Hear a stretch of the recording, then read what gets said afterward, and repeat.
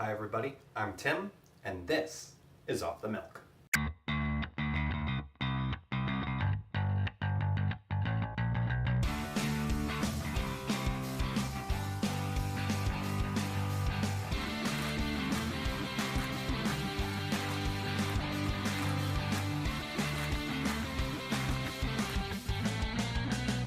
So for me, all of this began several years ago one summer day. I was just sitting in church, worshiping, and as I was doing that, all of a sudden just a verse came to me, and it was, "Take off your sandals, for the ground on which you stand is holy." And I figured, why not? So I was wearing flip-flops at the time, and I take those off, and I dig my toes into the carpet, and then just start worshiping. Now I want you to know that I wasn't in like the standard church. I wasn't in a pew. I wasn't sort of just in a chair behind rows of people. See, we had a small church at the time, and everyone sat in a circle. So everyone could see everyone. And there I was, probably looking like a lunatic in front of my entire church. Sandals off, just toes in the carpet, worshiping God.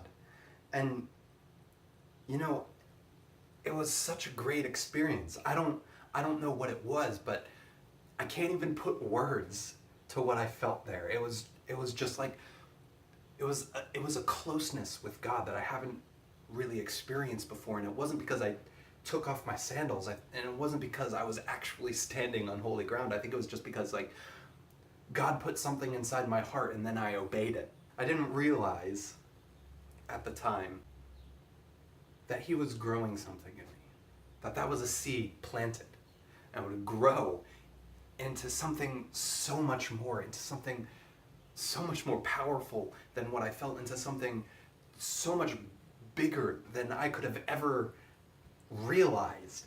And I'm going to be talking today about that. So I'm going to be looking in Exodus chapter 3. So Moses is taking his father's flock of sheep through the wilderness up a mountain where he sees a bush is on fire, and he goes, "Nito burrito, that bush is on fire, but it's not burning up." And he goes and he investigates. And that's where God comes into play, because the Bible says when God sees Moses approaching, He calls out to Moses from the burning bush. And He says, "Don't come any closer. Take off your sandals, for the ground on which you stand is holy."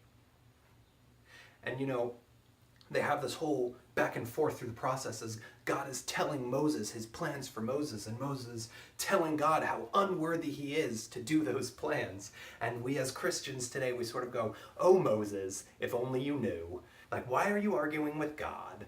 And I'm going to be honest with you. If I were Moses, I would have started arguing with God a lot sooner. And you know, at first glance, the phrase, "take off your sandals," it just slips by. We don't even think about it. Or if we do think about it, it's, yeah, that makes total sense. When I walk into someone's house, I take my shoes off so I don't track mud everywhere. And if you think about it a little bit deeper, God's presence has sanctified the very ground. And your sandals are that which separates you from God's presence. So yeah, take them off. But just thinking about it a little bit deeper, and that's where I really start to doubt myself. That's where I start to say things like, "Take off my sandals?" I wouldn't have been okay with that. Nah, maybe not me. See, Moses didn't drive to the mountain and walk 30 feet to step into a clean building to take off his sandals. No, he was walking through the wilderness and up a mountain. What's more, he was taking care of his father's flock of sheep, which means his eyes were up here, not down here, where he was stepping. Sheep. And what God tells Moses is, take off your sandals, not take off your hiking boots. God doesn't say, "Moses, take off your running shoes." He doesn't even say, "Moses, take off your antimicrobial Crocs." No, it's take off your sandals. It's just a thin piece of leather wrapped around his ankle a few times so it stays on and covering the bottom of his foot. And I've worked in sandals enough to know that whenever you step on, you step in. See, the Bible says when God saw Moses approach, I think the Bible should have said, when God finally saw Moses approaching, he thought to himself, it's about time. I smelled you getting close about an hour ago. And the command comes out. Take off your sandals. Hold on. Don't come any closer. I get. Like, yeah, you're God. You're holy. You're good. You're righteous. You're clean. I'm none of those things. I'm not good enough. I'm not holy enough. I'm not righteous enough. I get that. But take off my sandals? God, I can knock most of the stuff I step in off my shoe, but my foot stays stained. You want me to take my sandals off? Take off your sandals. But God, my sandals, they make me look more presentable. Your sandals don't really cover up anything anyway. You're fooling no one. So what you're presenting is just a lie. Take your sandals off. But God, I need my sandals. You don't need your sandals, son. You need me. Take your sandals off. But God, I don't think you understand. See, the world out there, it's filled with sharp rocks. It's filled with dirt and mud and piles of sheep poop. My sandals protect me. If you trust in me, I will send my angels to lift you up, so your feet will not even strike a stone. Don't you understand?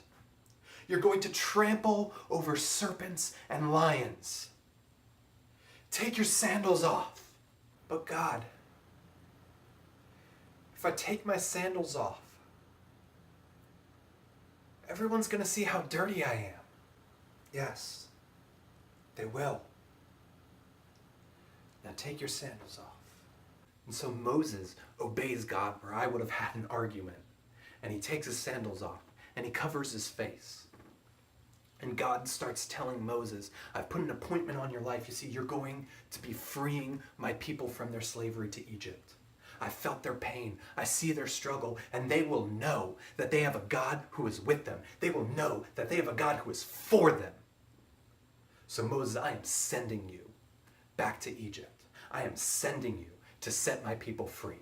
And Moses just starts to ask God, it's all well and good that, you're the God of our ancestors, Abraham, Isaac, and Jacob. But these people of Israel, they're going to ask for a name. What name do I give them? And God quite famously states, I am who I am. Or perhaps in slightly more modern English, this is me. And man, that's the God that we're worshiping today. This is me. See, the wording there is key because it's not this was me.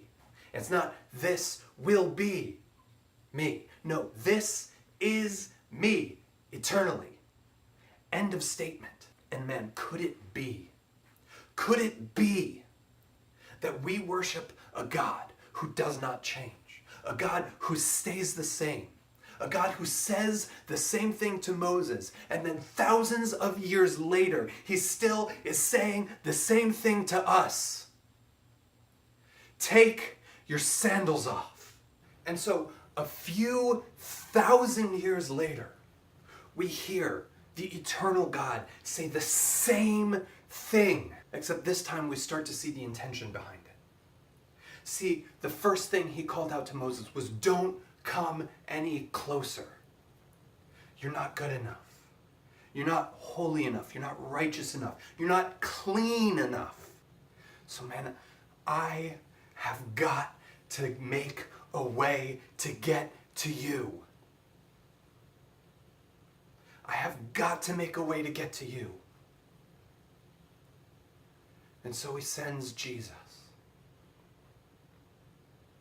God fully God, fully man, comes down to the earth and he starts ministering to people. We're gonna jump forward in this story to the part where Jesus is having dinner.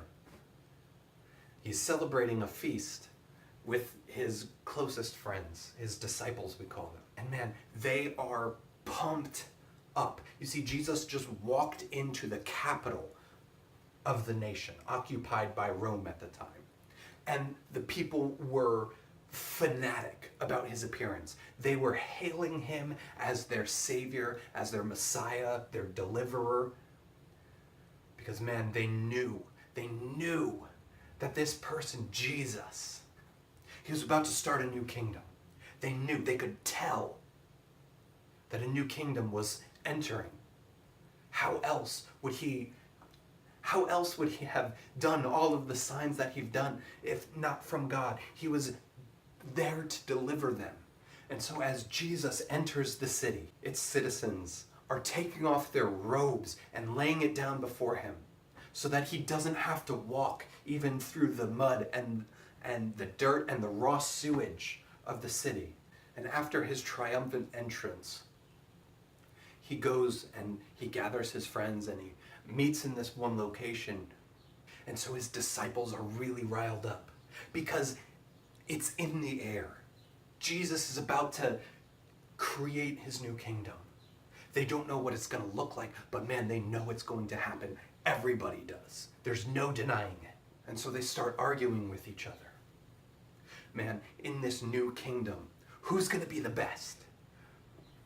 Man, who's going to be the highest power? Who's going to have authority over the other ones? Basically, what it comes down to is, who does Jesus love more? Jesus quiets them down. And he starts to ask them a question. Who's greater? The one who sits at the table or the one who serves? You see, common sense would say it's the person who sits at the table, obviously. But that's not how it's going to be in my kingdom.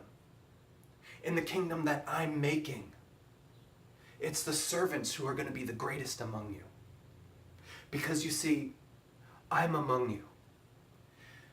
And yet I have come to serve.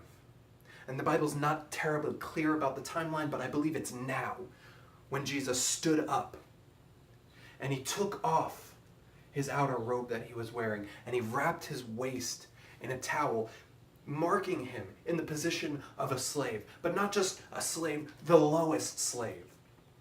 The lowest of the low.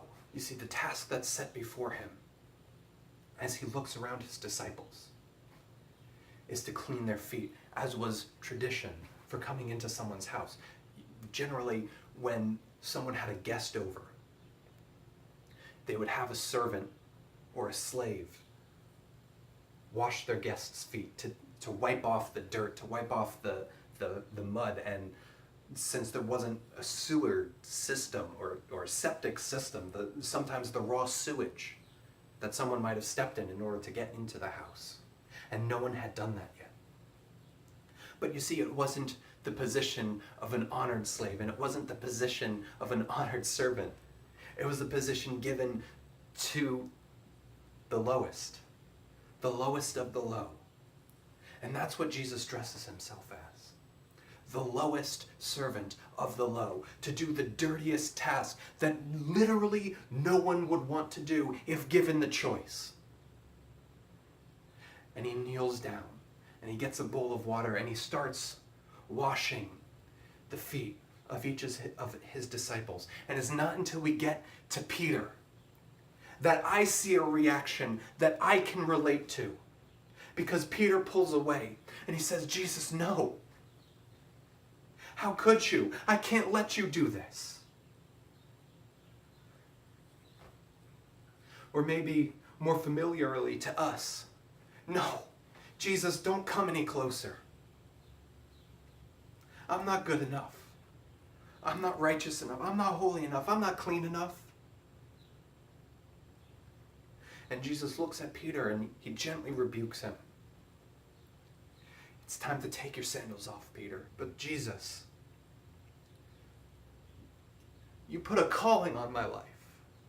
You said that I'm going to lead people. Man, I can't take my sandals off. I have to look presentable. I have to look nice. I have to look like I've got it all together. Peter, what your sandals are presenting is a lie. Take your sandals off. But Jesus, my sandals, they protect me. You see, the world around me is filled with sharp rocks, and if I don't have my sandals, I'm going to get hurt. Peter, trust in me. Have faith in me. And my angels will lift you up, so your feet won't even strike a stone. Don't you see? You're going to crush the heads of lions and serpents. You're going to trample over them. Take your sandals off. But Jesus, if I take my sandals off, I can't. I need my sandals. You don't need your sandals, son. You need me. Take your sandals off. Jesus, if I take my sandals off, everyone's just going to see how dirty I am. Yes. Yes, they will. And then what they're going to see is how I've stood up from my table, how I came down to you as a servant, how I dressed myself as the lowest of the low. And then what they're going to see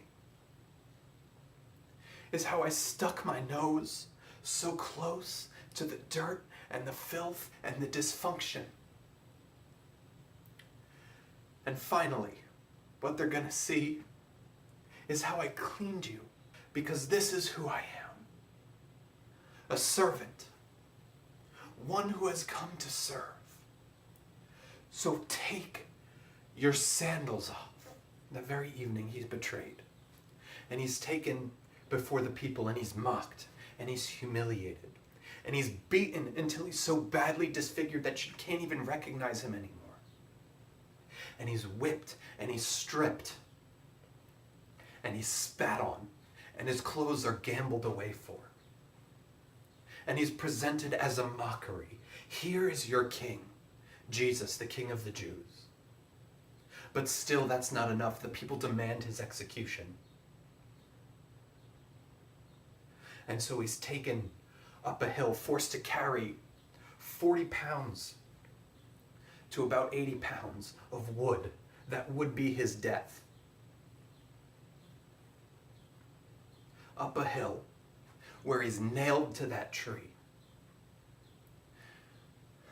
And as he's hanging there, every breath a labor, his nose so close to the filth, to the dirt, to the dysfunction of us, that the air smells of it.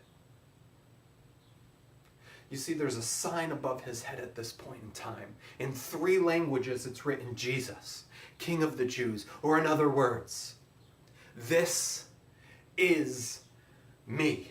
And on Sunday morning, his tomb is empty. He's risen from the dead.